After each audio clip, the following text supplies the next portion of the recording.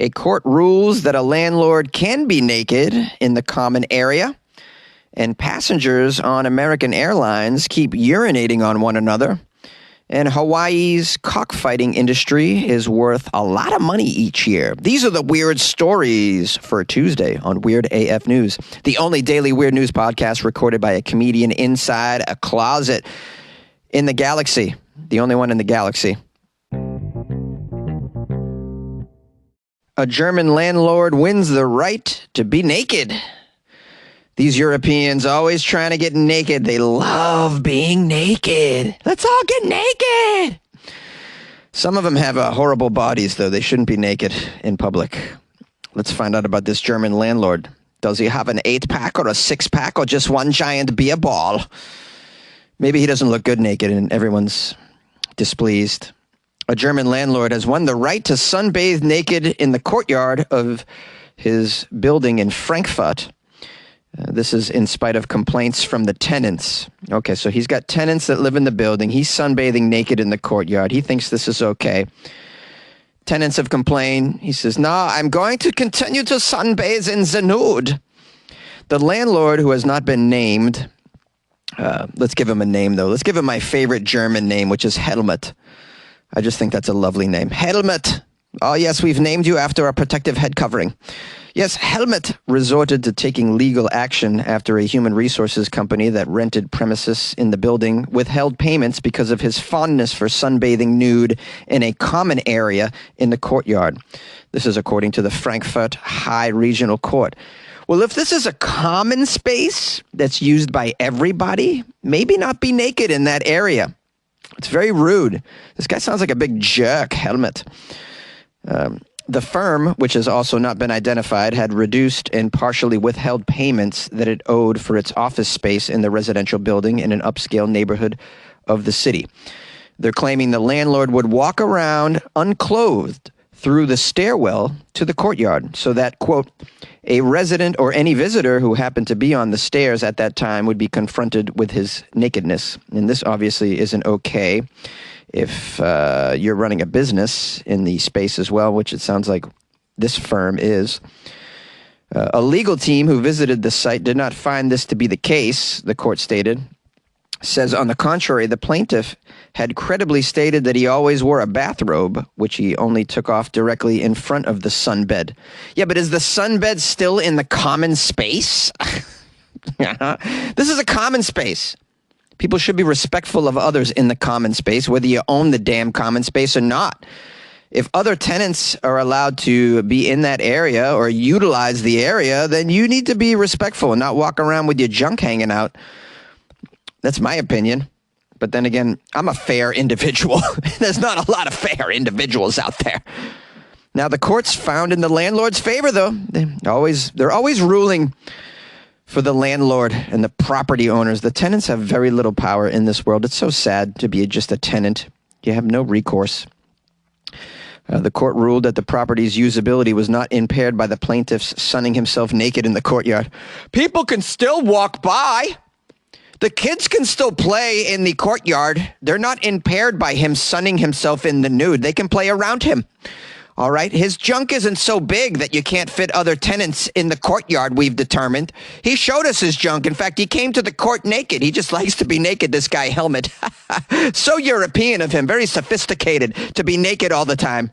The court also added that, quote, aesthetic sensibilities were irrelevant. How? How are they irrelevant? This is gross and improper. It's just terrible behavior. And it shows that you're inconsiderate. You're a jerk, man. I would say worse words, but, children might be listening to this. In addition, the location where the landlord sunbathed naked was only visible from the offices and the staff at the HR company. It says if they leaned out the window, they could see him, but that was about it. I don't know. I'd love to see the space, but I guess before I make a final judgment. But it just seems just uncouth. Is that a word? Uncouth? I shouldn't try and use words like this when I'm public school educated. I just try to impress people. Why am I trying to impress people? What I should do is impress with my amazing, authentic German accent. Nevertheless, the court found that the tenants were entitled to reduce their payments for 3 months. 3 months of reduced payments. Very nice, very nice. But then, rest of you have to pay full and stare at his junk whenever it is out in the hallway or the courtyard. You see, to me, this is like a noise violation. Yeah.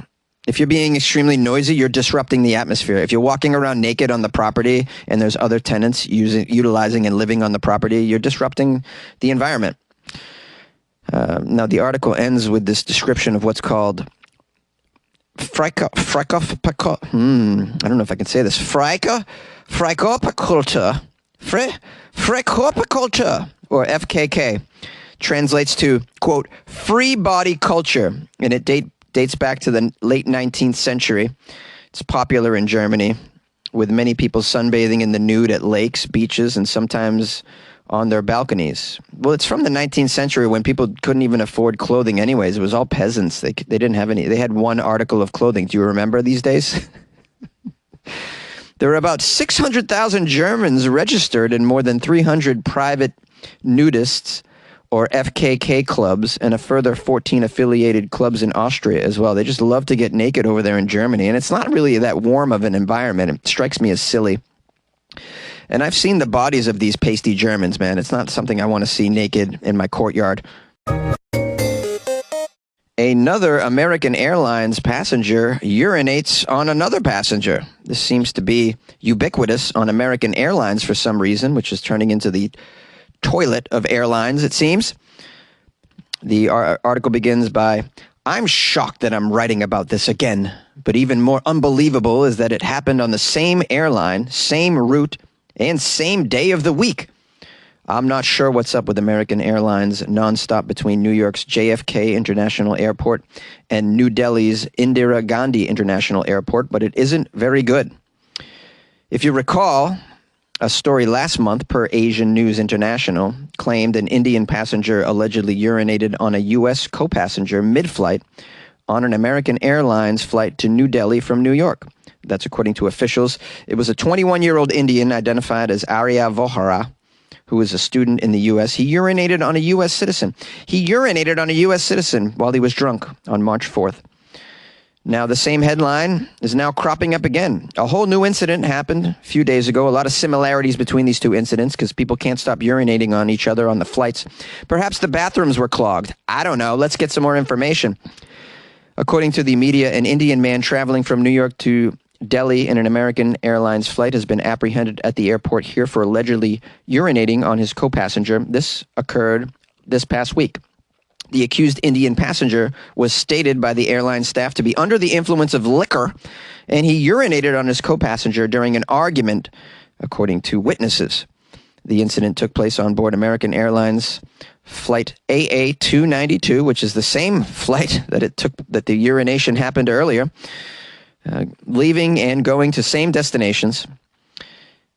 Allegedly, the unruly passenger was apprehended by the Central Industrial Security Force after the plane landed at the Indira Gandhi International Airport. This was on Sunday.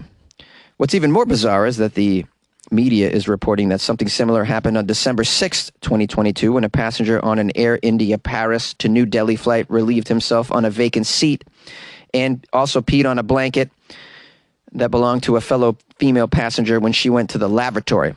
A lot of urinating going on these New Delhi flights for some reason. Is it common in New Delhi to just pee on people? Is that what's going on? Oh, man, R. Kelly would love it over there, wouldn't he? He'd still be free. I'm sorry.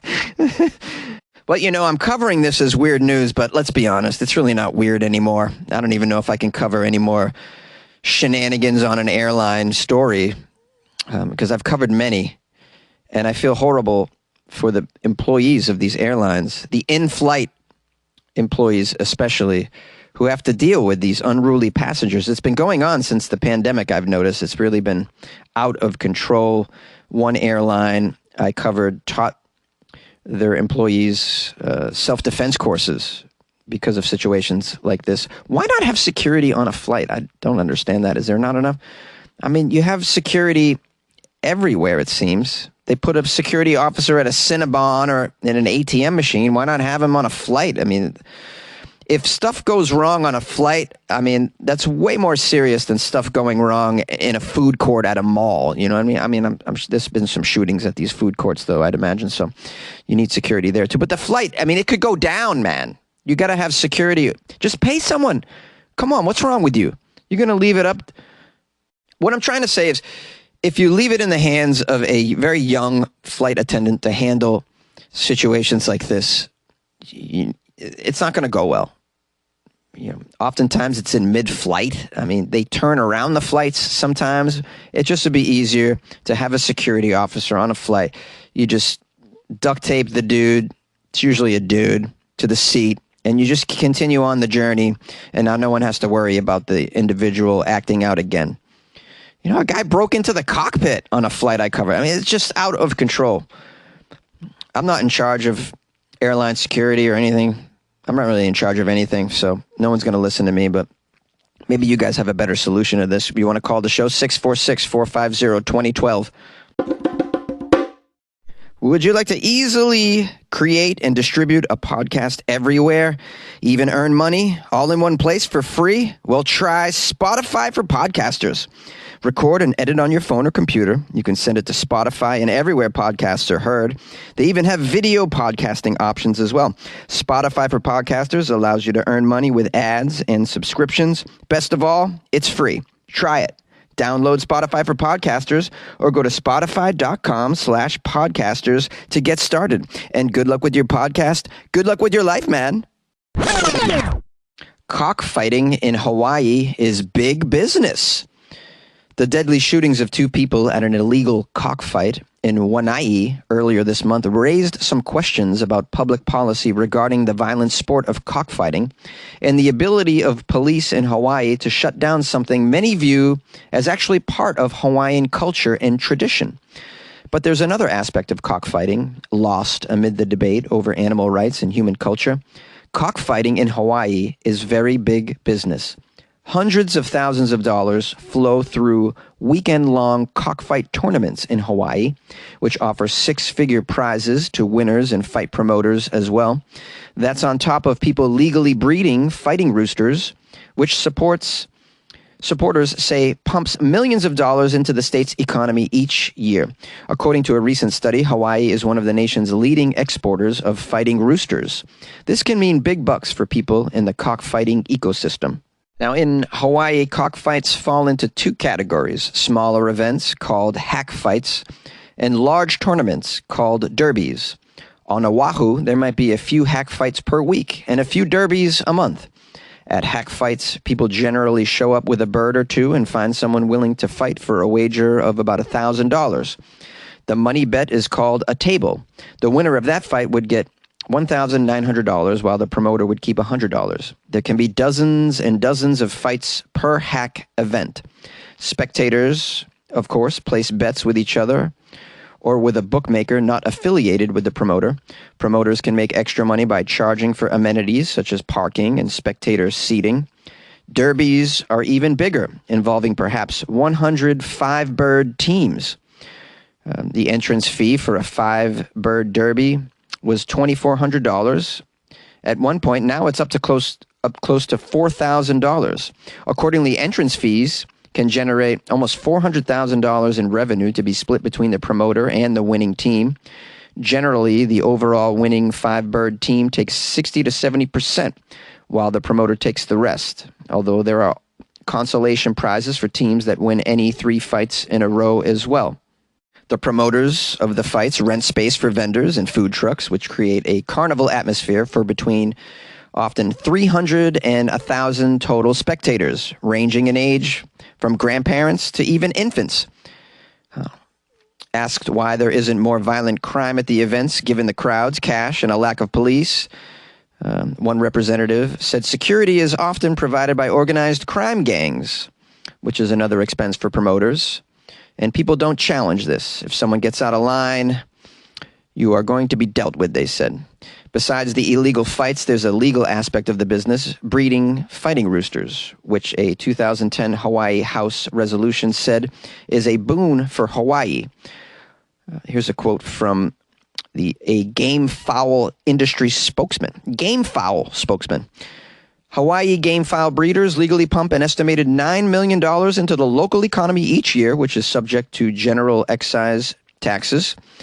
That would be worth just under $12.5 million in 2023 dollars. Now we have here a former Hawaii rep, Joey Manahan, says, to be honest with you, I never authored any sort of resolution on the cockfighting subject. I mean, I did author it, but it was years ago. I don't know what this means. This guy said he authorized it, but then he doesn't remember doing it. He did say the $9 million figure was hard to verify, but a more recent study found that Hawaii is a national leader in the export of fighting roosters. Nonetheless, according to a 2020 report by the group Animal Wellness Action, which analyzed records of fowl shipped from the U.S. to Guam, so they're having these fights. It's a boon for the economy locally, obviously, and for the state as they're raking in excise taxes on the sale internationally of the roosters that are bred in Hawaii. And because of this, sounds to me like the politicians are forgetting that it's even a thing and just allowing it to happen. I mean, I don't know how you judge this. It obviously is no bueno for the roosters and for animal rights activists and PETA and such things. I covered a story yesterday about bullfighting that still goes on in Spain. I mean, it's hard to imagine this sort of thing happening in the U.S., but obviously it does. It does. And sometimes it's very much underground, such as dogfighting, which you find very hard to find, I'd imagine, in the U.S., very underground. And then cockfighting, a little less underground, because you have authorities that are sort of turning a blind eye to it. Now, you're probably wondering, as I was wondering, how much does it cost for a fighting rooster? Well, they can command a hefty price, it says. Prices on the website gamefowlforsale.com, for instance, ranged from $100 for some eggs to $800 for a sweater cock. Not sure what a sweater cock is. Maybe it's a fighting rooster that wears a sweater during the match. Now, that doesn't sound like a good idea. It's extra padding for the rooster. That's not fair. Plus, it'd probably weigh the rooster down. You can't be a fighting cock and be wearing a sweater at the same time. You're going to move much slower than a cock not wearing a sweater. You can also buy offspring of particular Derby winners, which command even more money, upwards of $2,500 to $3,000 per cock. So it's big money, I guess, is the point of the story, and it doesn't sound like anything's going to be done about it. So what do you think should be done about it? Anything? It's part of the tradition, it seems, part of the culture. Call the show if you have an opinion. I like opinions. Ooh, it's the outro, and I started recording after I burped. You're welcome, because you don't need to hear that. You don't need to hear upper-level belching after I've had a couple of cocktails for lunch. What am I? The choices I'm making right now. Well, you know, some people have a birthday week. They say they call it a week. I'm just going to call it my birthday week. That's why I'm just kind of... well, you know, if someone wants to bring me to lunch for my birthday, yeah, what am I going to say? No? And then they're like, hey, would you like a third martini? What am I going to say? No? I don't think so. Come on, guys. We're living life over here. Weird AF News headquarters. Come by sometime. Come by. I'll give you a tour of the closet. It's pretty cool. Not a lot to see here. A lot of names on the wall from people who have joined the Patreon. And, well, it ordinarily doesn't smell good, but I'll spray. I'll do a little room spray in the closet. I call it the closet spray. That way it makes it tolerable for you when you're in here. And then maybe we'll record you saying, good luck with your life, man. You know, maybe something like that. Wouldn't you like to sit in this closet and say, good luck with your life, man? That should be something I put up to auction so you guys could bid on that. Who wants to be in the closet recording themselves saying, good luck with your life, man? We'll start the bidding at $1,000. How about that? I think that's reasonable. You know, I probably have to put you up or something. That costs money and time, and I'm probably going to get annoyed at some point. All right. Anyways, I got plenty of coffee for everybody, though, so we're good on the coffee front. People keep buying me coffee for my birthday, and I'm so grateful. It's like unbelievable. All right, so let me read off some people who bought me coffees within the last 48 hours. We have Marcia C. from Durham. I believe that's in one of the Carolinas. Durham, North Carolina? Did I get that right? It's, north. I think it's north. I'm going to put my money on North Carolina from Marcia C. She wrote, my husband and I regularly laugh out loud during your podcast, and that's saying something because he doesn't LOL at many things. So her husband doesn't really LOL in life. That's got to suck going through life and you don't LOL on a regular basis. I try to LOL every day. It's like, it should be part of your workout routine. You should like put aside a few minutes to LOL every day. I think you live longer the more you LOL. I'm not sure. I don't know if they've done a study about this, but I think the more you LOL, the more you live. Which is a great argument to listen to Weird AF News all the time because, you're going to LOL at least once during an episode. Just stack up the LOLs, guys. Anyways, Marcia writes, I also just shared it, Jonesy, with my work group because everything about your speech/humor style has me convinced that you and he are the same person. He? Well, does that mean me and God are the same person? Oh, I love to be compared to God. That's pretty sweet. Do you mean me and your husband?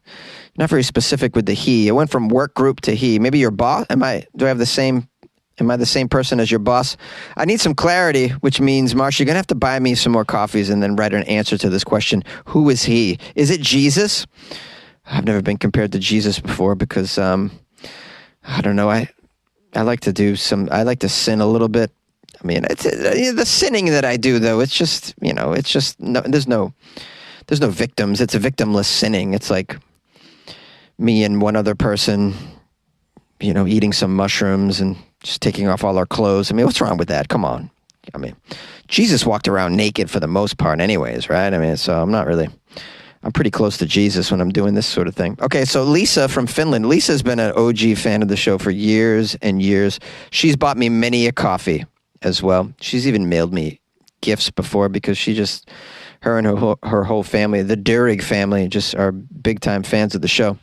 So shout out to the Durigs in Finland, living it up. Lisa bought me some coffees, and she wrote, this box says, quote, say something nice, optional.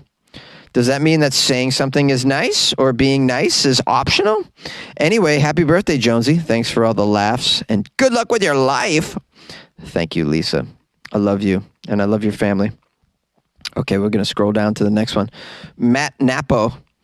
Napo, N-A-P-P-O. Are you named after the cabbage? Napa cabbage? No, I think that's N-A-P-P-A. Anyways, I'm just trying to make a connection here with Matt Napo. I don't know where he's from. He didn't say.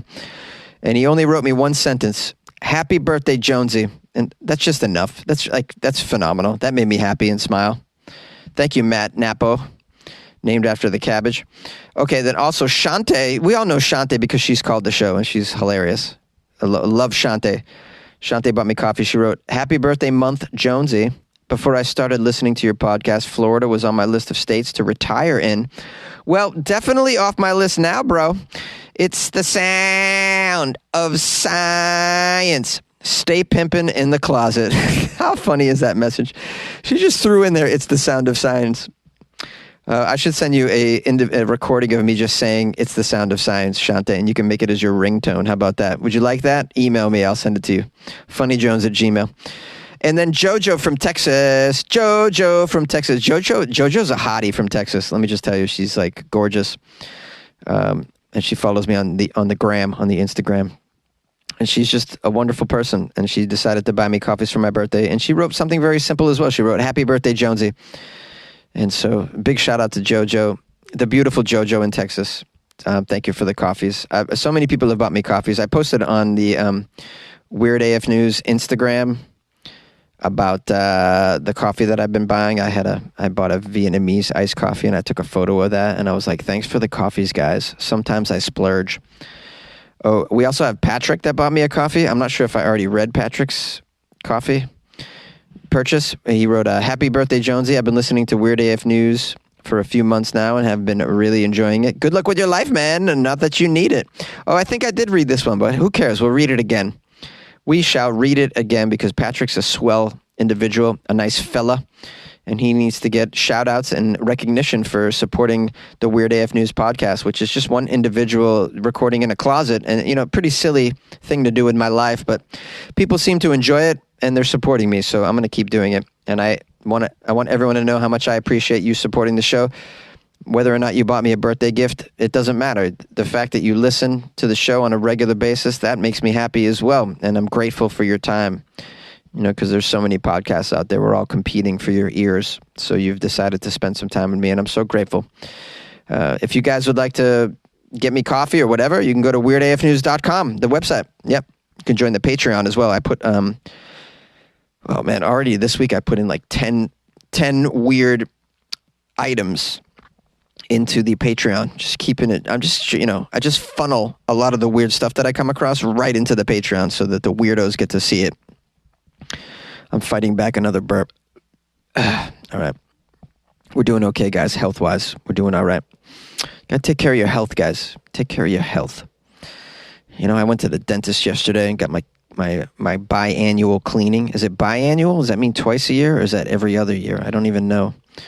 But I go every 6 months, I get a cleaning, and I ask my dentist weird questions. You're like, Jonesy, what kind of weird questions do you ask your dentist? So I'm glad you asked. I ask weird questions such as like, hey, doc, they say that dentists are it's the number one occupation for suicides. Like, they say dentists kill themselves more than any other profession. Like, why do you think that is? Like, you don't seem like someone that would kill themselves. You seem very happy. Why do you think dentists kill themselves so much? Do you agree with this? Is this a myth or what? Stuff like that. Then I come in, I'm only getting a cleaning. I'm like, sorry, I'm only here for a cleaning. You must be really bored being a dentist and just doing a cleaning. It's just I promise next time I'll come in with a more serious issue. I'll come in and my teeth will have disappeared. They'll all gone, disappearance. But then I'll be like, psych, it's a magic trick. It's an illusion. I was hanging out with David Blaine and his trick was to make my teeth disappear. And then I'll be like, here they are, though. Ha, gotcha, doc. Because her life's probably boring being at the dentist office all day. So I just want to kind of liven it up for her. But, here's what's cool about me being at the dentist. And now I'm going on 9 minutes of an outro, probably the longest outro in history, but that's okay. It's my show. I'll do what I want. I got to sit in the chair that faces the window and it faces Dodger Stadium. That's pretty cool. I asked her, I go, do you call this the Dodger seat? Because this is clearly the Dodger seat. I never get to sit in this seat, but I'm requesting this seat every time I come. If I got to pay a little extra for this Dodger seat, that's tremendous. So I'm sitting in the chair and I'm facing Dodger Stadium. But then, of course, she hits the button and then I go lay back. And now I'm staring at the damn ceiling. So I don't even get to stare at Dodger Stadium while I got my teeth cleaned anyways. So it was a win for a little bit. But then at the end of the day, I was just looking at the ceiling.